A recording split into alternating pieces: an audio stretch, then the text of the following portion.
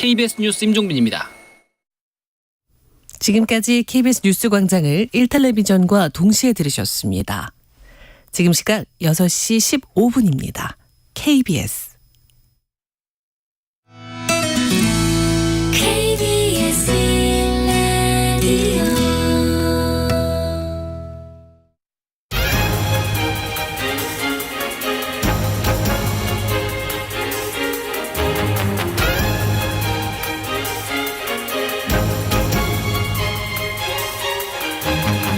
오늘 아침 일라디오. 안녕하십니까. 오늘 아침 일라디오 아나운서 오승원입니다. 개인적인 일정으로 잠시 자리를 비웠는데요. 다들 잘 지내고 계셨습니까? 네, 새벽 공기 맡으면서 돌아오니까 이 시간 너무나 좋네요. 그리고 왔더니 시간이 어느새 훌쩍 지나서 설날이 2주도 채 남지 않았는데요. 명절 앞두고 다들 바빠지실 시기일 텐데 가장 바쁜 곳은 역시 택배 물류 회사들이겠죠. 택배사마다 연휴를 앞두고 저마다 접수 마감 일정을 공개했는데요. 이에 따라 국토교통부가 오늘부터 4주간 설 연휴 택배 특별관리 기간을 운영한다고 합니다. 명절 앞두고 택배기사들의 과로 문제가 늘 논란이 되면서 과로사를 방지하기 위한 대책들이 추진돼 왔죠. 올해도 주요 택배사들은 정부와 사전 논의를 거쳐서 배송기사 1,200명 등 임시 인력 약 5,300명을 추가로 투입한다고 합니다. 또 설 연휴 기간 휴식 보장과 매일 건강 체크를 통해서 건강에 이상이 생기면 즉시 휴식을 취할 수 있도록 하고요. 지방자치단체와 공공기관 등은 택배 물량이 분산될 수 있도록 필요한 물품을 미리 주문한다고 하는데요. 이런 다양한 대책들이 모든 종사자들의 건강과 안전을 지키는데 실효성이 있었으면 좋겠고요. 소비자들도 조금 여유 있게 계획해서 택배 이용하시면 좋을 것 같습니다. 1월 29일 월요일 오늘 아침 일라디오 출발합니다.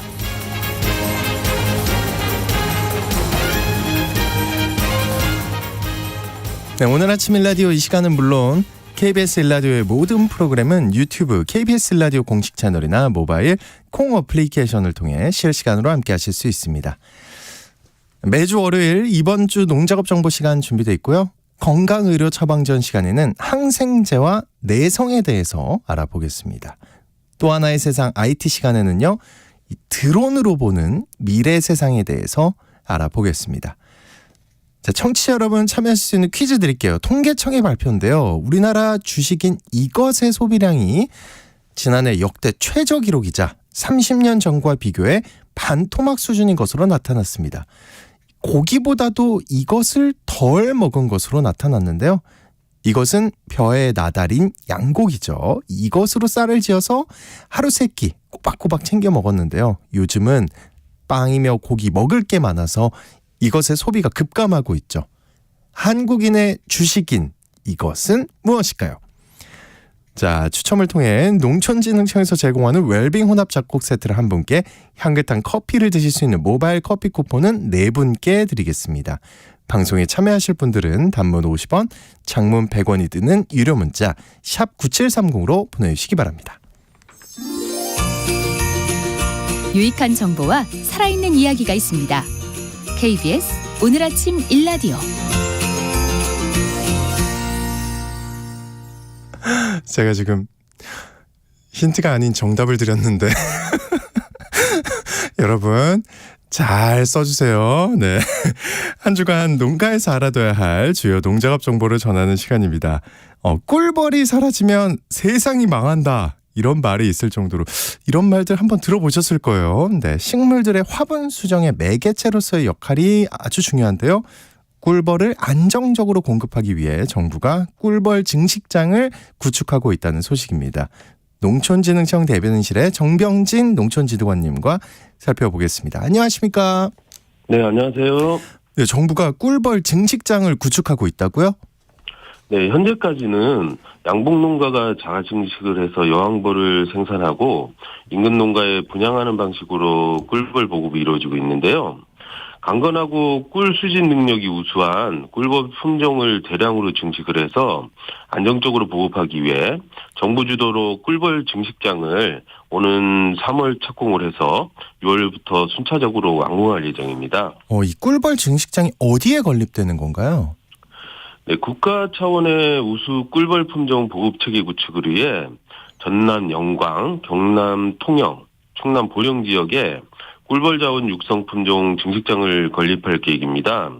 그리고 올 연말에는 전북 군산과 전남 진도에도 꿀벌 증식장을 추가 구축을 해서 2025년부터는 전국 5곳의 꿀벌 증식장에서 연간 5,000마리 이상의 우수한 보급 여왕벌을 생산해서 양봉 현장에 보급할 계획입니다. 네, 듣기로 꿀벌 증식장이 입지 요건 선정이 아주 까다롭다면서요? 네, 맞습니다. 꿀벌 증식장 건립지는 꿀벌 품종의 유지 관리를 위해서 근처에 사육하는 봉군이 없어야 되고요. 꿀을 모으는 데 필요한 밀원 식물이 또 풍부해야 합니다. 그래서 대부분 섬 지역에 설치를 하는데요. 이 지역들은 이러한 입지 요건을 충족한 지역들입니다.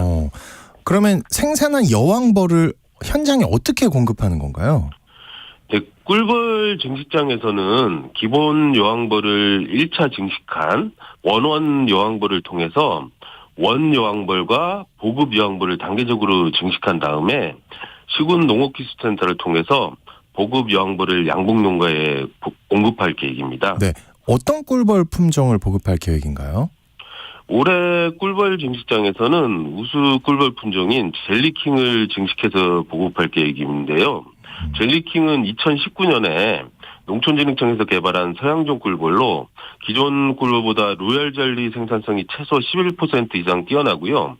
벌꿀 생산성도 우수한 품종입니다. 꿀벌 증식장이 운영이 되면 우수한 특성을 가진 이러한 꿀벌을 연중 내내 안정적으로 공급하는 전진기지가 되어서 양봉산업 발전에 큰 기여를 할 것으로 기대하고 있습니다. 네, 건강한 꿀벌들 잘 공급해 주시기 바랍니다. 그리고 지난주에 많이 추웠다고 들었습니다. 이제 날이 좀 풀린 것 같다는데 이번 주 농업기상정보 어떤가요? 네, 이번 주는 내일은 전남권, 수요일과 금요일에는 충청권 남부지방, 제주도에 비가 오겠습니다. 말씀하신 대로 지난 주말부터 기온이 많이 올랐습니다. 이번 주는 아침이 영하 8도에서 영상 8도, 낮 기온은 3도에서 14도로 평년과 비슷하거나 조금 높을 것으로 예상이 됩니다. 이제 겨울도 얼마 안 남은 것 같습니다. 항상 건강관리 잘 하시기 바랍니다. 맞습니다. 자, 이번 주 농가에서 실천해야 할 주요 농작업 정보도 알아보겠습니다. 먼저 벼농사인데요. 어떤 준비해야 할까요? 이제 본격적인 영농철에 접어들 시기입니다. 아직도 식은농업기술센터에서 종자 발화 검사를 받지 않은 자가체종 종자나 농가 간 자율교환 종자를 사용할 농가에서는 빠른 시간 내에 해당 지역 농업기술센터를 방문하셔서 종자 발화 검사를 받으셔야 안전하게 벼농사를 지을 수 있다는 거 다시 한번 알려드리겠습니다. 특히 등습기 잦은 강으로 수발화 피해 발생 포장해서 생산한 종자는 반드시 종자 발화 검사를 받으신 다음에 안전이 확인이 되면 종자로 사용해야 하겠습니다. 네, 벼 종자 발화 검사 반드시 받으시길 바라겠고요. 밭작물들도 준비해야 할 일들이 많을 것 같은데요. 네, 지난 가을철에 파종한 밀보리의 생육이 좋지 않거나 많이 파종하지 못했을 경우에는 봄파종에 적합한 품종으로 봄파종을 하시면 되는데요. 파종 시기는 2월 초부터 2월 말까지입니다. 2월 상순부터 가능한 일찍 파종할수록 생육에 유리하니까 가능한 빨리 파종하시기 바랍니다. 파종량은 가을 파종할 때보다 25% 많이 뿌려 주셔야 합니다. 그리고 겨울 시설 감자 재배 농가에서는 토양의 습기가 높고 저온 조건일 경우에 검은 무늬 썩은 병, 역병균 등이 발생할 수 있습니다. 수시로 관찰을 해서 조온이고 습도가 높을 경우에는 예방 위주로 전용약제 방제해 주시는 것이 좋습니다. 네, 시설 감자 잘 관찰해서 병해충 피해 입지 않도록 해주셔야겠습니다. 또 고추 재배 농가는 어떤 준비를 해야 할까요? 고추를 재배할 농가에서는 고추 품종 선택과 육묘 관리에 각별히 신경을 써주셔야겠습니다. 품종 선택 시에는 연작이나 기상 등 환경에 따라서 작황이 불안정하기 때문에 병가 제일 강한 품종을 선택하시는 것이 좋습니다. 그리고 재배지의 환경과 관리 조건, 소비자의 기호성 등을 고려해서 단일 품종보다는 2개 정도의 품종을 선택해서 재배하는 것이 좋습니다. 특히 육묘상은 모가 웃자라지 않도록 알맞은 온도와 습도로 관리를 해주셔야 하고요. 목 간격도 충분히 유지하면서 햇볕을 잘 받도록 해야 튼튼한 모를 생산할 수 있습니다. 네, 그리고 겨울철 느타리 버섯 재배가 끝나는 시기라서 재배사 관리를 잘해줘야 된다고요? 네, 느타리 버섯 마지막 주기에 버섯 수확을 완료하면 재배사를 밀폐한 후에 증기열 등으로 소독을 해서 병해충 전염을 차단해줘야 하는데요. 증기소독은 폐상 전 재배사를 완전히 밀폐를 하고 수증기를 분출해서 실온을 70도씨로 올려서 7시간 정도 유지를 해주고 12시간 이후에 배지를 제거해주면 되겠습니다. 네. 이번 주 농작업 정보 여기까지 듣겠습니다. 고맙습니다. 농촌진흥청 대변인실의 정병진 농촌지도관님이었습니다.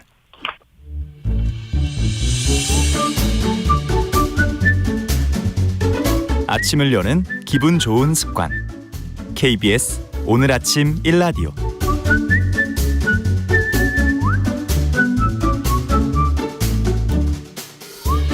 네, 의료 서비스와 질병에 대한 다양한 이슈와 정보 살펴보겠습니다. 약이 되는 건강의료 처방전 시간. 오늘은 항생제와 내성에 관한 이 얘기를 준비하셨다고 합니다.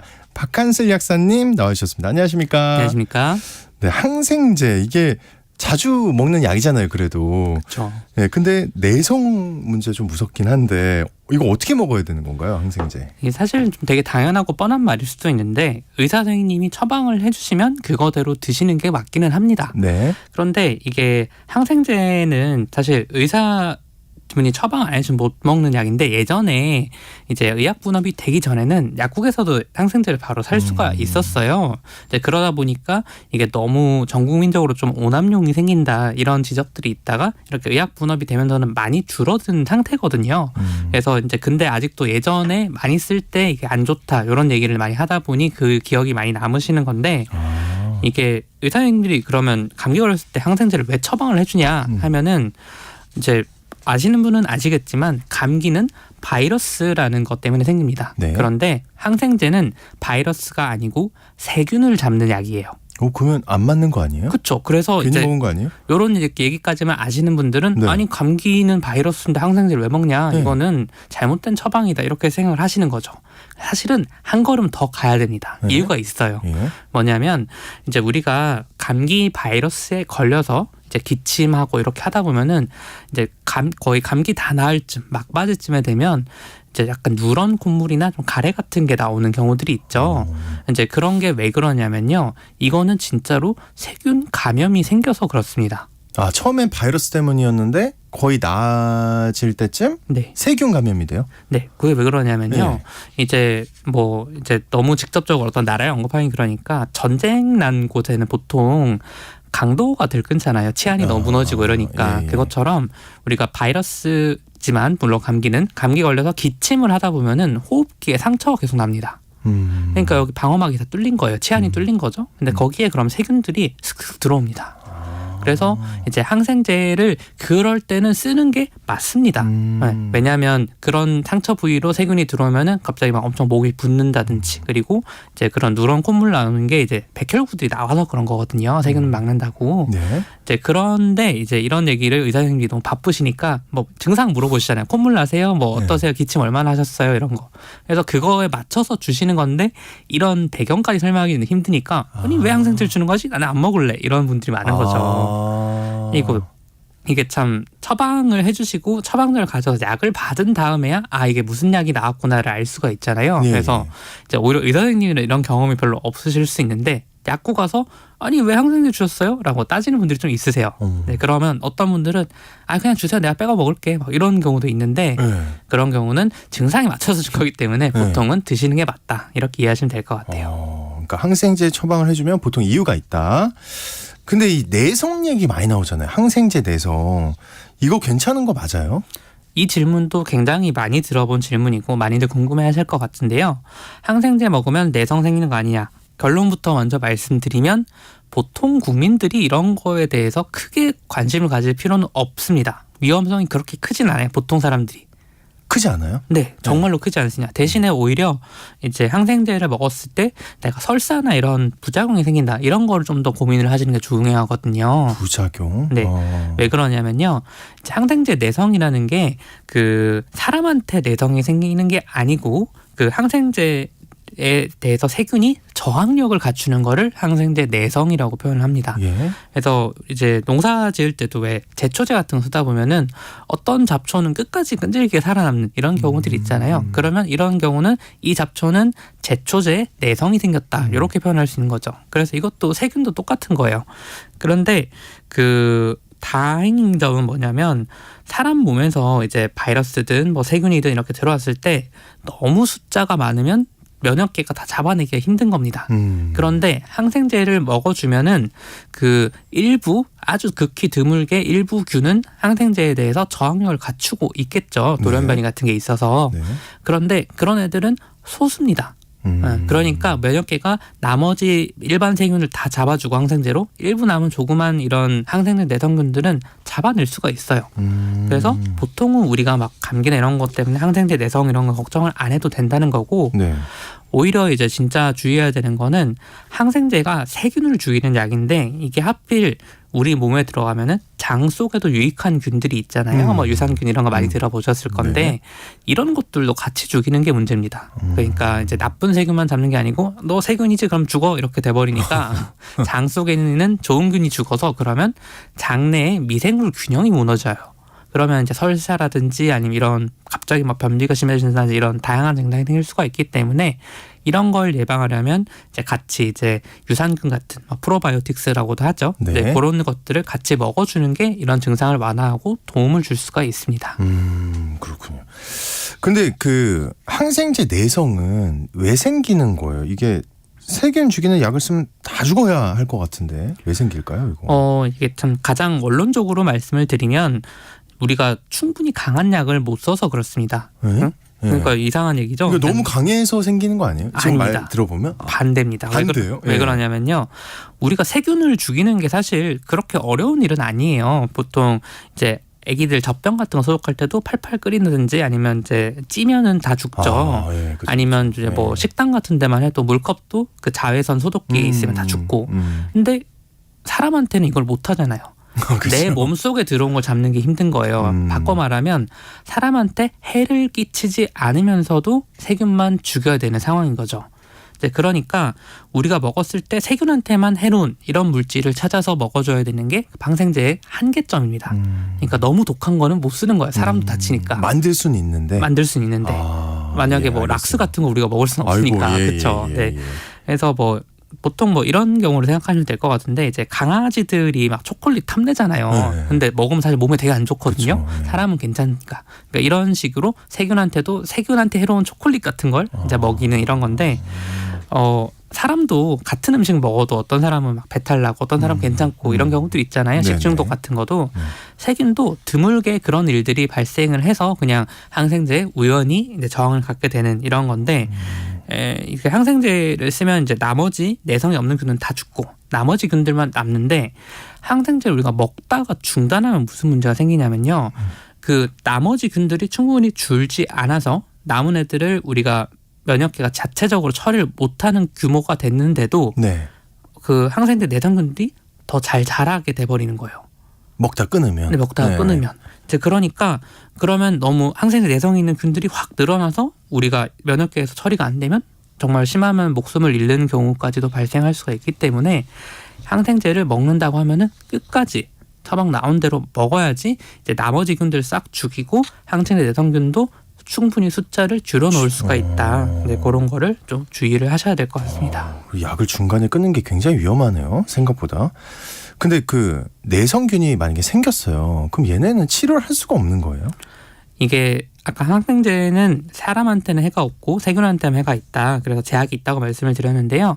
다행히도 종류가 다양합니다. 항생제는. 그래서 무슨 말이냐면 이제 세균이 약간 물풍선 같은 이런 구조로 돼 있거든요. 그러면은 그 물풍선을 꼭 바늘로 찔러주면 터져서 팡. 죽겠죠. 예. 네, 팡 터져서 죽겠죠. 그것처럼 이제 인류 최초의 항생제라고 하는 페니실린이 세균의 세포 벽이라고 합니다. 거기에 구멍을 내서 세균을 죽이는 그런 구조예요. 그런데 그러다 보면은 이 세균들도 이제 진화를 합니다. 돌연변이가 생겨서. 아니 얘가 이제 페니실린에 대해서 저항을 갖추게 되는 거죠. 그래서 다른 물질로 세포벽을 만들어 버리면 이제 페니실린이 안 통하겠죠.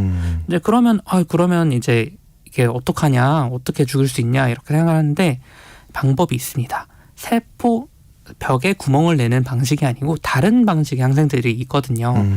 예를 들어서 이제 뭐 어떤 항생제 같은 경우는 세균에서 만들어지는 필수적인 단백질들이 많을 건데 이런 단백질이 못 만들어지게 막는 이런 약이면 내가 아무리 이제 세균 세포벽을 강화를 해서 페니실린의 저항성을 갖춰도 그 단백질 합성을 못하게 막아버리면 어차피 죽는 건 똑같은 거예요.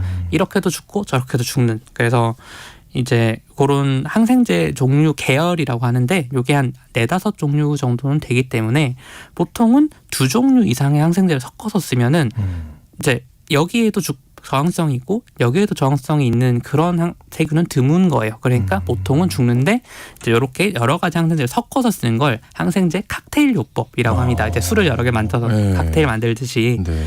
근데 이게 뭐 비유하자면 이런 거예요. 이제 소개팅 상태를 찾을 때도 왜 잘생긴 사람, 그 다음에 돈 많은 사람, 키 큰 사람 이렇게 있잖아요. 근데 네. 뭐 각자는 조금씩 다 있겠죠. 키만 큰 사람도 있고 돈만 많은 사람도 있고. 근데 잘생기고 키 크고 돈 많은 사람은 정말 드물잖아요. 아, 부럽네요. 네, 그런 항생제 내성균은 거의 없기 때문에 이제 섞었으면 다 잡을 수 있다. 웬만하면 그런 거죠. 웬만하면. 근데 만약에 이제 안 좋은 생각인데 그 모든 걸 막아낼 수 있는 항생제가 그러니까 그 모든 걸 막아낼 수 있는 세균이 있다고 생각을 하면 항생제에 다 내성이 있는 거예요. 얘는 슈퍼인 거예요. 슈퍼박테리아 막 이런 거 있잖아요. 맞습니다. 이런 거 이거 어떡합니까 이거? 이게 실제로 그 이제 아무리 드물어도 아까 했던 비유를 이어가자면 이제 엄마 친구 아들들은 다 그렇잖아요.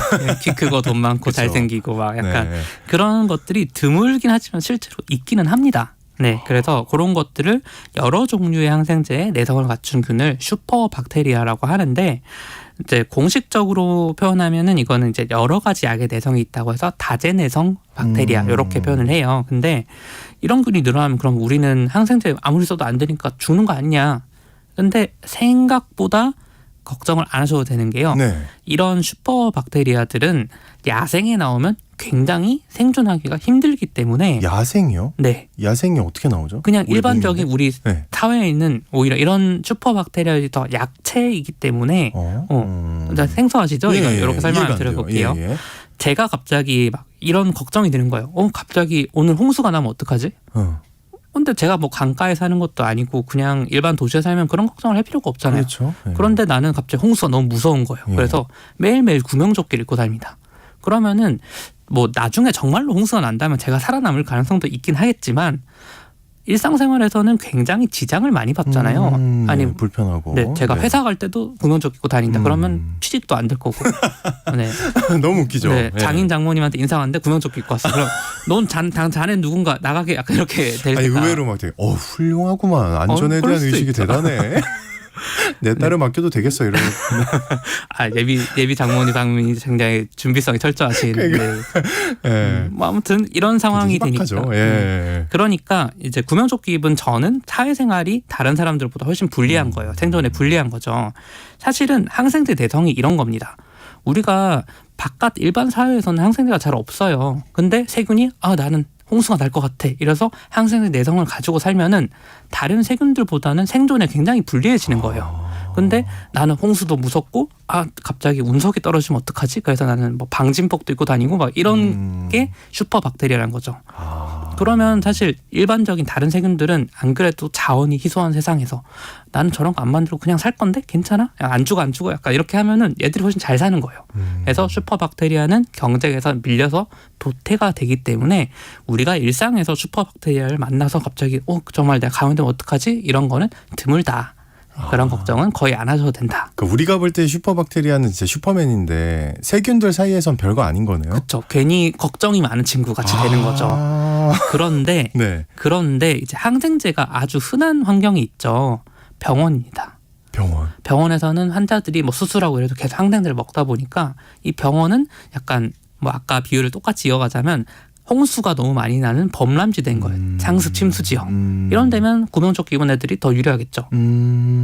그러니까 병원 내에서 감염되는 게 정말 위험한 경우예요. 그래서 지금도 이런 자료들을 보면은 병원 내에 정말 다양한 그런 항생제, 내성균이 발견이 되고 있어서 이런 균들에 대해서는 좀 그런 취약한 상황이 오고 그런데 이거를 대비해서 정말 슈퍼박테리아에만 쓰도록 아껴둔 항생들이 있습니다.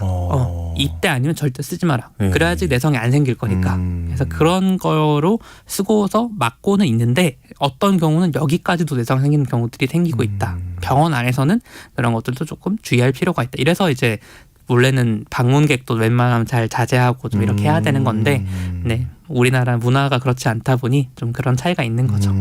일단은 크게 걱정하지 않아도 된다. 이렇게 좀 생각을 가볍게 가져도 될까요? 항생제에 대해서. 알겠습니다. 자, 오늘 건강의료 처방전 시간 항생제에 대한 여러 가지 궁금증 얘기 나눠봤습니다. 지금까지 박한슬 약사님과 함께했습니다. 오늘 고맙습니다. 감사합니다.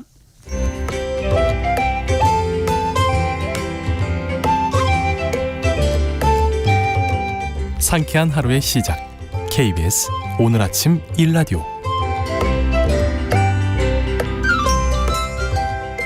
우리가 반드시 알아야 할 또 하나의 세상 IT 시간입니다. 요즘 이 취미용부터 방송, 공연 그리고 군사용까지 드론이 널리 사용되고 있는데요.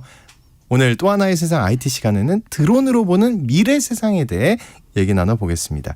히든브레인 연구소의 송태민 소장님 나오셨습니다. 안녕하십니까? 네, 안녕하세요. 어느 나라 패션이죠? 반팔에 목도리인데 지금. 네, 지금 외투가 너무 두꺼워서 네, 너무 따뜻한 바람에 제가 반팔을 입고 왔습니다. 하지만 목도리는 목은 포기할 수 없다. 네. 방송인으로. 네, 기침하면 안 되니까. 네네. 예. 근데 이제 드론 네. 오늘 얘기할 주제인데 방송 촬영에도 진짜 많이 활용되거든요. 맞아요. 거의 뭐 드론 촬영 대부분이죠. 맞아요. 예. 드론이 없는 경우는 거의 없는 것 같고 사실 뭐 스튜디오 안에서만 촬영한다 이런 거 제외하고는 그렇죠. 밖에 나가서는 무조건 촬영하고 사실 이제 방송뿐만 아니라 유튜브에서도 굉장히 많이 쓰거든요. 그런데 이제 저도 사실 날리거든요. 네. 날리는데 이번 영상을 되게 잘 찍어야지라고 해서 일부러 드론을 써요. 그럼 열심히 뭐 30분 1시간 날린단 말이죠. 근데 실제 영상에 쓰이는 거는 되게 짧게 쓰잖아요. 2초, 3초 그래서 그렇죠. 뭐 시작할 때 배경 정도. 맞아요. 예.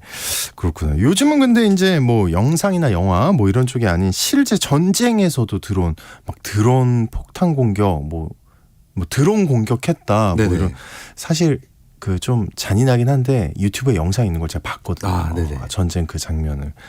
이게 어디까지 기술적으로 가능해진 건가요, 이게? 네, 일단은 뭐 굉장히 기술들이 많아지고 있고 약간 무서운 것도 일도 있을 것 같아요. 사실 지난해부터는 이제 러시아랑 우크라이나에서도 이제 활용이 많이 되거든요. 특히나 러시아에서 이제 쓰는 것들은 자폭 드론이라고 해요. 자폭 드론. 네, 자폭 드론이라고 해서 한마디로 드론이 날아가서 그냥 부닥쳐서 그냥 팡 터지는 이런 폭탄을 싣고 가서. 그죠. 네, 그런 것들을 이제 활용하기도 하고 우크라이나 같은 경우는 고글을 쓰고 하는 드론 FPV라고 하는데 고글을 쓰고요? 네, 고글을 쓰고서 네. 이걸 눈을 보면서 드론을 조종하는 거예요.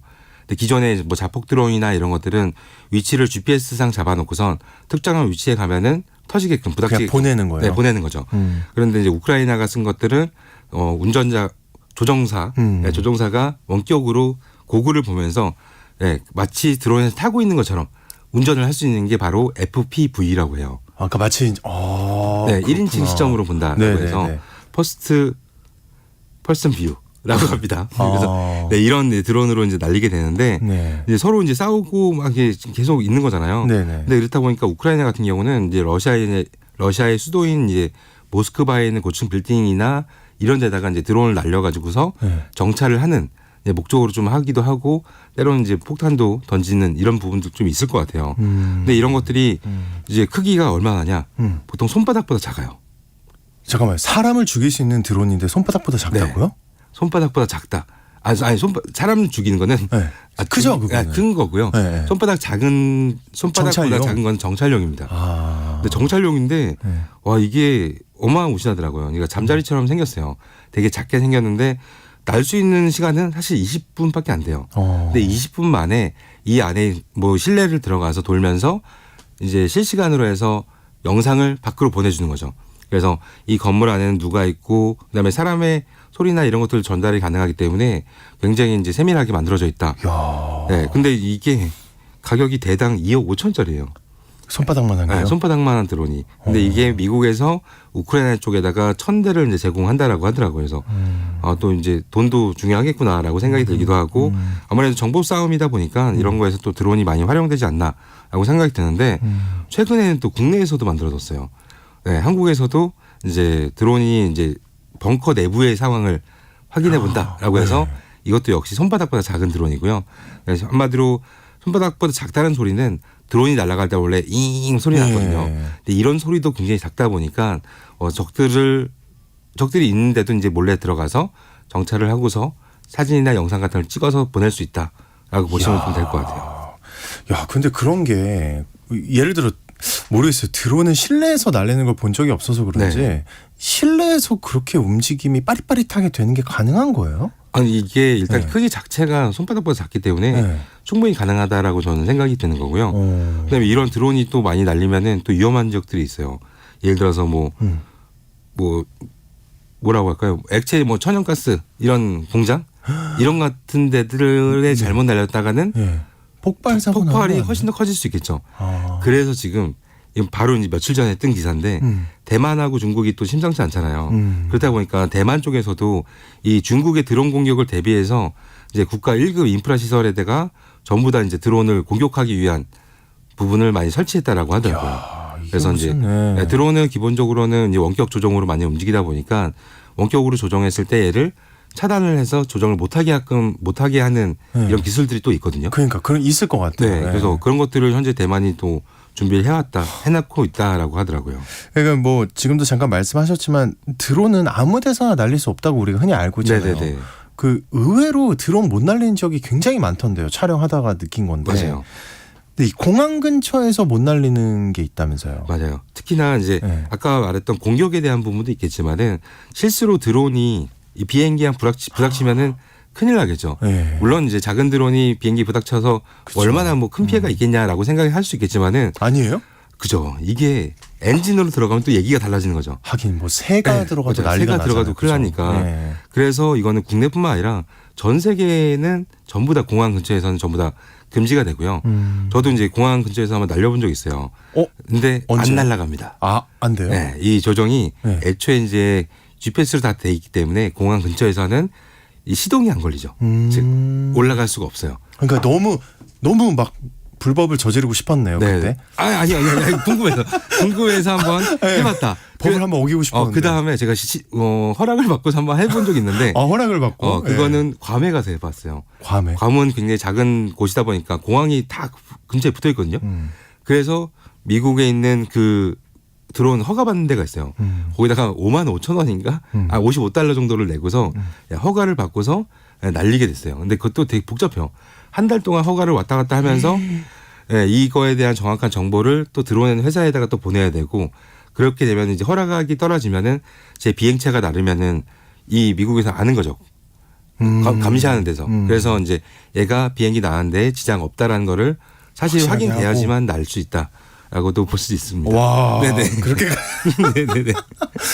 아니, 근데 갑자기 궁금한 게 왜 그렇게까지 해서 날리고 싶었던 거예요? 괌까지 가서 공항에서? 아니, 괌 여행기를 찍고 싶은데 왠지 드론으로 한번 찍고 싶잖아요. 멋있으니까. 그렇죠. 그래서 허락을 받고서 겨우 한 달을 걸려서. 맞아요. 대단하십니다. 그 영상 갖고 계십니까? 네, 지금 올라가 있습니다. 예, 알겠습니다. 소장님 드론 자주 날리시나 보네요. 말씀하신 거 들어보니까. 맞아요. 일단 취미로 날리는 거 굉장히 좋아하다 보니까 근데 이게 많은 분들이 좀 취미를 했으면 좋겠다라고 생각 들었던 것 중에 하나가 만약에 한 곳에서 취미로 드론 날린다. 맨날 여기서 날리면 재미가 없잖아요. 그러면 어딘가 계속 이동해야 돼요. 그러면은 자주 여행을 갈 수밖에 없다라고 해서 좀 더 사람을 많이 움직이게 하는 또 나름 또 취미 생활이 아닐까라고 생각이 들기도 하고요. 또 최근에 또 행사장에서 행사하면 무조건 드론을 날려서 뭔가 쇼하잖아요. 그렇죠. 뭐 2024 새해 복 많이 받으세요. 이런 글자를 쓰기도 하고. 근데 그럴 때도 이런 것들이 또 이제 물론 취미는 아니지만은 취미에서 점점 발전한 게 아닐까라고 생각이 들기도 합니다. 혹시 막 지금까지 얘기했던 거 말고 네. 드론을 이용하는 다른 사례가 있나요? 예. 약간 독특한 사례가 있는데요. 네. 이건 국내는 아니고 일본의 사례를 하나 설명드릴게요. 고토시라고 하는 이제 일본의 약간 외진 지역이라고 보시면 될 것 같은데 여기 같은 경우는 지난해 4월부터 드론을 이용해서 의약품 배송을 시작을 했어요. 한마디로 뭐 사람이 가기 힘든 이런 지역이다 보니까 배 타고서 이제 한참을 가야 된대요. 그래서 뭐 1시간 반 정도를 2시간 정도를 이동해야 되는데 드론으로 날리면은 약 50분 만에 간다고 합니다. 근데 그렇게 배터리가 됩니까? 저도 신기하더라고요. 네, 그 심지어 이제 약을 가지고 가는 거잖아요. 네. 무게도 조금 있을 텐데. 맞아요. 근데 이게 어디까지 가냐면요. 네. 일단 드론 속도가 100km고요. 그다음에 얘가 거리를 그 의약품을 배송하는 게 총 80km래요. 그럼 왕복이면은 160km거든요. 그렇게 멀리 가는 건 저도 사실 처음 봤는데. 그게 되는 거잖아요. 네, 지금. 이게 실제로 되는 거고 현재 이제 이렇게 진행을 하는 거죠. 즉 마치 게임 같은데 목적지에 가서 착륙을 하고서 다시 올라가기에는 힘들어요. 그래서 위에 던집니다. 의약품을. 떨어뜨리는 거예요? 네, 떨어뜨리고서 다시 돌아오는 걸로 하기 때문에 이거는 약간 드론이라고 하지만은 드론으로 제가 모양새를 봤는데 약간 비행기 모양이에요. 크기도 한 3m예요. 굉장히 큽니다. 그래서 드론처럼 이착륙이 바로 위로 올라갈 수 있는데 날아갈 때는 일반 비행기처럼 날개를 이용해서 나는 거기 때문에 배터리가 소모가 굉장히 적다라고 얘기를 할 수 있어요. 그러니까 한번 이제 뜬 다음에 그 엔진을 많이 쓰지 않고 그렇죠. 나는 거예요? 네네, 그냥? 맞아요. 야, 대단한 기술이네요, 진짜. 그러니까 지금 말씀하신 거 들어보니까 농촌에서 활용하기 좋을 것 같은데요? 맞아요. 좀 이런 식으로. 현재는 이제 네. 농촌에서 이제 농약을 뿌릴 때 굉장히 많이 쓰고 있는데 여기서 단순하게 이제 조정해서 농약을 치는 게 아니라 이제는 자율주행입니다. 예? 그래서 원하는 위치, 내 논밭의 크기가 있으면 GPS가 있을 거잖아요. 네네. 거기다 손으로 이렇게 그려요. 손으로 뭐 리을자 모양을 쫙쫙 그리면은 이대로 애가 드론이 뿌려요. 움직이면서 뿌리게 됩니다. 야, 네. 기가 막히네요. 그래서 지금은 진짜. 이제 굉장히 편하게 이제 좀 농약도 칠 수 있는 시기가 아닌가 이런 생각이 들긴 합니다. 저는 그럼 얘기 듣다 보니까 지금 드론의 배터리 능력? 배터리 이게 굉장히 궁금하네요. 방금 얘기했던 이 네. 농약 치는 드론 있잖아요. 네. 사람보다 커요. 네. 드론이요? 네, 드론이 사람보다 큽니다. 굉장히 크기 때문에 정말 우리가 생각하는 그 날개 뭐 4개 달리고 이런 거잖아요. 네. 보통은 농약 치는 드론은 8개가 달려 있는데 이 팔 뻗은 것보다 사람보다 더 커요. 그렇기 때문에 당연히 배터리도 크긴 게 엄청 큰 들어가고 거 들어가겠네요. 농약도 이제 액체니까 그럼 무겁잖아요. 네, 무겁잖아요. 이런 것들 다 들어가야 돼서 요즘 사람들이 약간 이게 재미인지 모르겠지만 테스트 목적인 것 같은데 농약 뿌리는 드론한테 매달려요. 매달려서 하늘을 돼요? 뜹니다. 와, 네. 그래서 사람 무게인 뭐 60kg든 80kg든 이런 무게를 드러낼 수 있는 드론들이 현재 굉장히 많다라고 보시면 될 것 같고요. 오, 잠깐만요. 네. 그게 되다 보면은 사람을 태우고 가는 거. 네, 맞아요. 그죠? 이게 되지 네. 않아요? 그러니까 이게 네.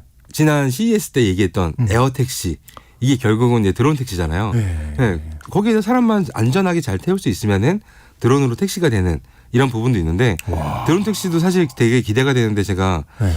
또 조사를 하다 보니까 드론 택시에 굉장히 약간 조심해야 될 부분 이런 부분이 있더라고요. 이게 뭐냐면은 네. 뭐 기본적으로 원래 생각했던 거는 날다가 전기줄이나 이런 거 걸리면 어떡하지 이런 생각도 했는데 저는 약간 공포가 네. 이런 거예요. 만약에 그걸 타요, 드론 네. 택시를. 근데 바람이나 네. 뭔가 먼지 하나라도 눈에 세게 들어갈까 봐. 아, 네. 그 공포가 좀 있거든요. 아 근데 네. 이거는 당연히 기본적으로 자율주행이겠죠. 그래서 뭐 사람 눈이 안 보여도 상관은 없을 거라고 보는데 그것보다 더 큰 문제가 최근에 이제 발견된 게 네. 이제 새들이에요, 새들. 새, 날아다니는 부딪히는 새들 거. 때문에 왜냐면 비행기는 위험하겠다. 비행기도 역시 사고가 네. 많이 나지만은 네, 네. 저 위로 올라가면은 새보다 더 높이 올라가기 때문에 사고가 나중에 없는데 이 드론 택시 같은 경우는 굉장히 낮게 낳는단 말이죠. 그래서 새들하고 부닥칠 확률이 굉장히 높고 기체도 비행기보다 작다 보니까 좀 위험 부담이 크지 않나라고 생각이 좀 들기도 합니다. 그런 거는 아직 뭐랄까 해결이 안 된 거죠. 그런 부분에 그쵸. 있어서. 이 부분은 아직까지 뭐 해결이 좀 힘든 것 같아요. 그래서 그럼. 이제 피해 다니는 것밖에 현재는 답이 없는 거고. 새를요? 네네. 서로 굉장히 빠른 속도로 움직이는데. 맞습니다. 앞으로의 드론 산업은 그럼 어떻게 될 것 같나요? 조금 전에 설명드린 것처럼 이제 드론은 뭐 치매부터 뭐 농업, 혹은 뭐 실종자 찾기도 되거든요. 그래서 많은 것들이 가능하다 보니까 특히나 이동수단까지 앞으로 더 펼쳐질 거잖아요. 이게 내년부터는 드론 택시가 또 실제 시행한대요. 그래서 이제 이렇게 다양하게 쓰는 게 드론이다 보니까 앞으로 또 많이 기대를 하고 많은 사람들도 안전하게 이용할 수 있으면 좋겠다라고 생각이 듭니다. 저도 좀 궁금하고 네. 타보고 싶기도 하고 네. 무섭기도 하고 그렇습니다. 자, 또 하나의 세상 IT 시간, 지금까지 히든 브레인 연구소 송태민 소장님과 말씀 나눴습니다. 오늘 고맙습니다. 감사합니다. 네. 자, 오늘 퀴즈의 정답은 쌀이었습니다. 네, 2967님. 저 돌아온 거 반갑다고. 감사해요. 정답은 쌀입니다. 삼행시 띄워주신다고. 오승원 아나운서 오셨어요. 승승장구하는 오늘 아침 되길 바라고요. 원 없이 듣고 싶어요. 오늘 아침 1라디오 하고 보내주셨습니다. 감사합니다. 네, 2967님 고맙고요. 1325님, 7439님, 8308님 모두 다 정답 보내주셨습니다. 중복 당첨 여부 확인 후에 홈페이지에 당첨자 올려놓도록 하겠습니다. 1월의 마지막 주 기분 좋게 시작하시고요. 전 내일 인사드리겠습니다. 좋은 하루 보내세요. 여보, 올해 공익직불금 신청이 2월 1일부터 4월 30일까지래요. 2월 1일부터 2월 29일까지는 지난해와 변동사항이 없는 농업인을 대상으로 휴대폰으로 신청하도록 문자가 온다고 하네요. 안내 문자를 받지 못했거나 신청을 못했으면 어떡해요? 3월 4일부터 4월 30일까지는 농지 소재지 읍면동에 방문하여 신청할 수 있으니 그때 신청하면 돼요. 신청할 때 폐경지 등 농지의 형상과 기능 유지가 안 된 농지는 신청하면 안 되니 자세한 건 공익직불제 콜센터 1334나 읍면동에 전화해서 문의